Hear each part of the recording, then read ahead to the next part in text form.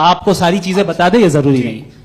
मेरा सवाल ये नहीं था, मेरा सवाल ये था कि जब गॉड इतना परे है इस दुनिया से कि उसने अर्थ पे फ्री विल भी दी है, हम सब ह्यूमंस की फ्री विल है, और जो सोसाइटी में हो रहा है वो अपन लोग डिसाइड करेंगे, तो अपन लोग डिसाइड नहीं करेंगे ना, अपन लोग डिसाइड नहीं करेंगे। गॉड जो है, गॉड ने वो उसकी जात, उसकी एग्जिस्टेंस टाइम एंड स्पेस से परे है, लेकिन वो हमारा टेस्ट ले रहा है और उसी गॉड ने हमें बताया कि तुम्हें क्या करना है क्या नहीं करना है, तो जाहिर उस गॉड की बात सुनेंगे ना हम। जी, वो पीछे एक चश्मा लगाए जो मैम खड़ी हैं, उनको दीजिए। हाँ आप जी जी बिल्कुल आएंगे। देखिए मैं कोशिश कर रहा हूँ सब तरफ जाने की। हाँ उनको दीजिए माइक जी। हेलो सर, मैं ओमनी प्रेजेंट नहीं हूँ, टाइम पाबंद हूँ और जहां तक कोशिश कर सकता हूँ करूंगा जी। अपना नाम बताइए। मेरा नाम उर्सुला है, मैं दिल्ली यूनिवर्सिटी की एक स्टूडेंट हूँ और मैं स्टूडेंट फेडरेशन ऑफ इंडिया से हूँ। मेरा सवाल मुफ्ती जी से है कि इस हॉल के इस कमरे में बैठ के हम लोग रेप की मोरालिटी के बारे में फिलोसफिकली बात तो कर सकते हैं, बट असलियत ये है कि रोजमर्रा की जिंदगी में औरतें रेप के थ्रू गुजरती हैं, और हम लोग सिर्फ नंबर्स पे इस तरह नहीं देख सकते, क्योंकि कितनी औरतें हैं इन कंट्रीज में जहां पे आप बता रहे हैं कि केसेस कम हैं, जिनका एक्सेस है कि वो जाके केस फाइल कर सके।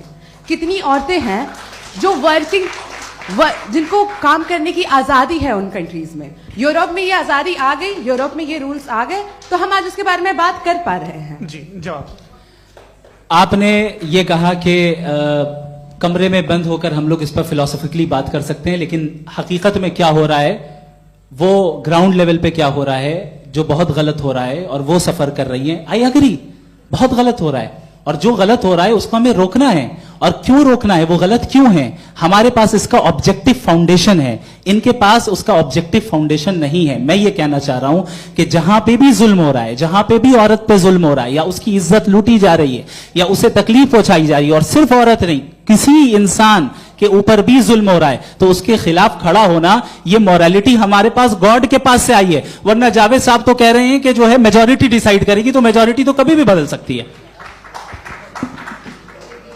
क्या आप हाँ। ये थोड़ी सी आपको गलतफहमी है। मैं अगर मेरे जुमले से ये मदना निकला या मैंने कहा, तो ये जुमला मैं वापस लेता हूँ, ये मेरा मतलब ही नहीं था कि मेजॉरिटी डिसाइड करेंगे। मेजॉरिटी डिसाइड करे तो दुनिया में बड़ी, वैसे आपने कहा था ये जुमला। अच्छा हो, मैं मान रहा हूँ, बाद में रिकैप कर लेंगे। अरे एक सेकंड मैं अपनी एक्सप्लेनेशन दे रहा हूँ।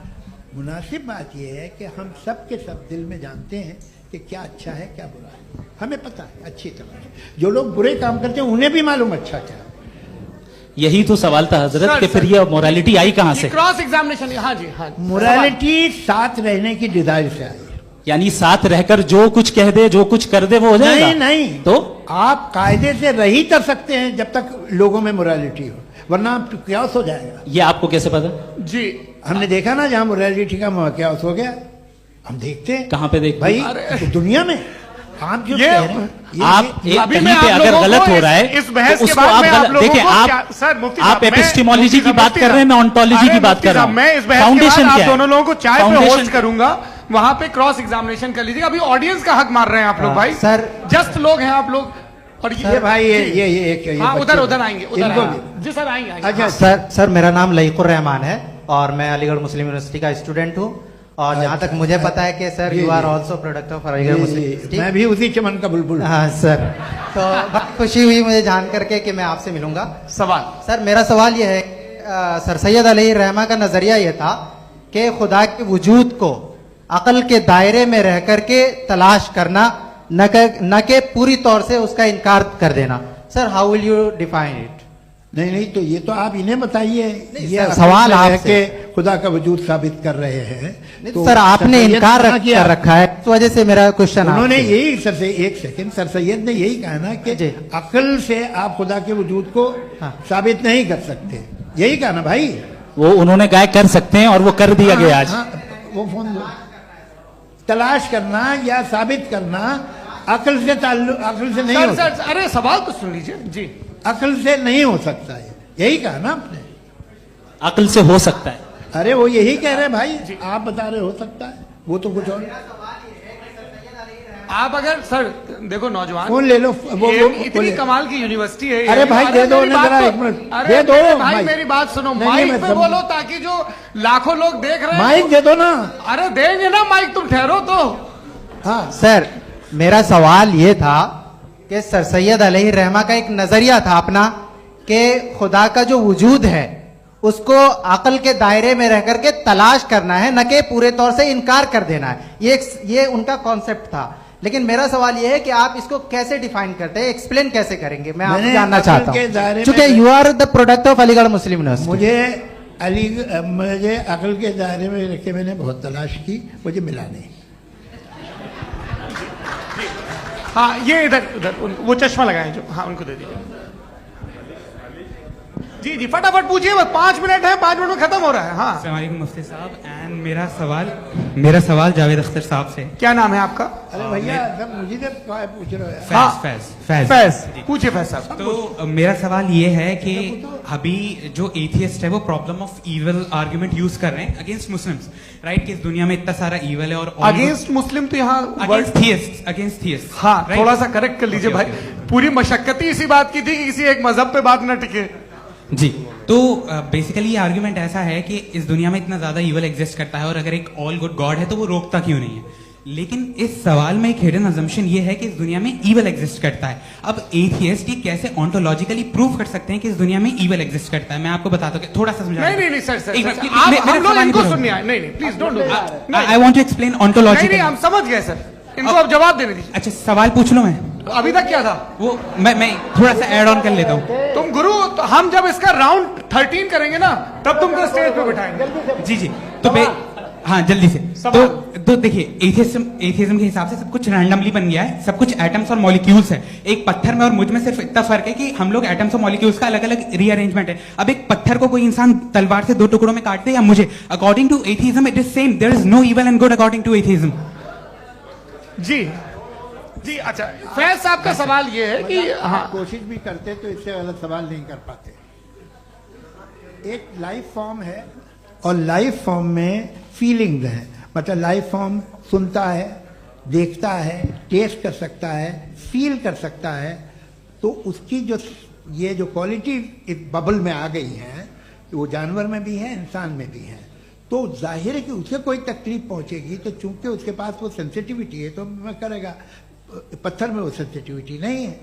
तो ये क्या सवाल हुआ कि अगर पत्थर को काटा तो पत्थर को तकलीफ नहीं होती, तो आपको काटे तो आपको क्यों तकलीफ हो? बैठ जाइए। जी हाँ अगला सवाल। हाँ पूछे जी जावेद अख्तर साहब। अरे भैया सब आप लोग मुफ्ती साहब को छोड़ रहे हैं, तो मेरे ही पीछे पड़े हैं क्या? फिर चलो बोलो भाई। You asked how God can exist when children die in Gaza. हाँ You asked how God can exist when children die in Gaza, and you also mentioned the rise of atheism in Europe. But the same events also are leading many atheists and non-believers to turn towards faith. How do you interpret this contradiction, where suffering pushes some away from God, yet brings others closer to belief? देखिए आपको एक बात बताऊं, दुनिया perfect तो कहीं भी नहीं है, हर जगह कुछ खामियां हैं। बेटा एक मिनट, आप ही को कहेंगे देखो, वो तो कुछ खामियां, कमजोरियां, खराबियां सब जगह है। लेकिन अगर देखोगे ईमानदारी से कि दुनिया सबसे ज़्यादा महज़ब कहाँ है, एक आम शहरी को कहाँ हुकूक हासिल हैं, वो बोल सकता है, अपनी मर्जी से काम कर सकता है, अपनी मर्जी से राय दे सकता है, हुकूमत के ख़िलाफ़ बोल सकता है, बरसरे इख्तिदार लोगों के बारे में बोल सकता है, सरमायादारों के ख़िलाफ़ बोल सकता है। तो आपको ये स्कैंडिनेवियन कंट्रीज़ में मिलेगा, वेस्टर्न यूरोप में मिलेगा। मैं नहीं कह रहा वो परफेक्ट है, बिल्कुल नहीं, वहाँ बहुत खराबियाँ भी हैं, परफेक्ट तो कोई। लेकिन जिन जिन मुल्कों में, लैटिन अमेरिका देखो, गल्फ देखो, वहाँ पर आपको ये ज़रूर है कि रेप नहीं होते होंगे। रेप की ज़रूरत क्या है भाई? उसको तो ख़रीद लो, घर में रखो, सड़क पर रेप करने की क्या ज़रूरत है? मगर सुनिए, मगर हकीकत ये है कि वहाँ शख्सी आज़ादी राय देने की, बोलने की नहीं है।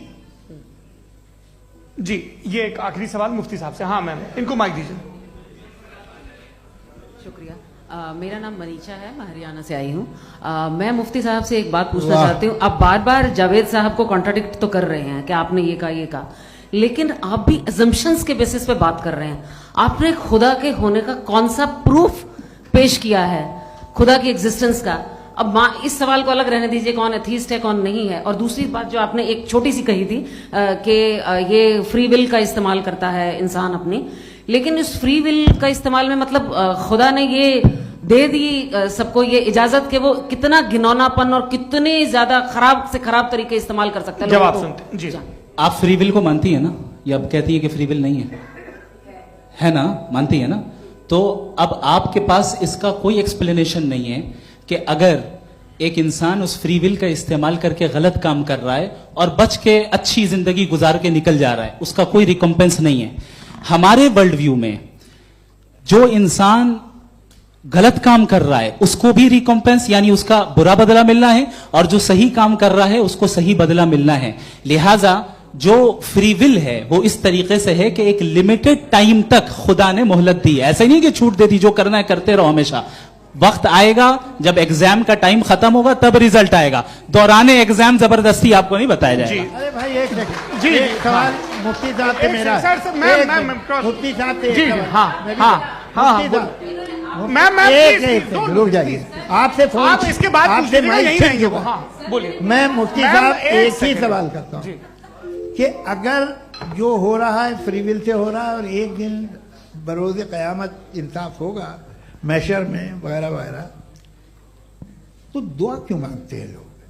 दुआ मांगते हैं इसके मतलब है अभी भी उसने ये डिपार्टमेंट रखा है कि मैं रोजमर्रा की जिंदगी में बिल्कुल बिल्कुल ही कैन। तो तुम कैन हो, तुम मुझे नौकरी दिला देते हो, मेरे बेटे को ग्रीन कार्ड दिला देते हो, और 45,000 बच्चे मरते हो उन्हें रोकते नहीं हो। नहीं तो क्या आप ये कह रहे हैं कि इस दुनिया में जालिमों को कभी पकड़ी नहीं होती है? अरे जो भी पकड़ होगी वो बच्चे रोते हैं। बिल्कुल, देखिए मैंने अपने ओपनिंग स्टेटमेंट में यही कहा था कि जनाब जावेद साहब सिर्फ इमोशनल आर्गुमेंट देंगे। This is an emotional argument. ये छोटे मोटे इसके पीछे का रीजन मैंने बताया क्या है। देखिए मैं बार-बार यहाँ पर मंच से आप लोगों को सज्जनों इसलिए कह रहा हूं ताकि थोड़ा सा आपके कॉन्शियंस पे जोर रहे कि आपको ऑर्डर बचा के रखना है।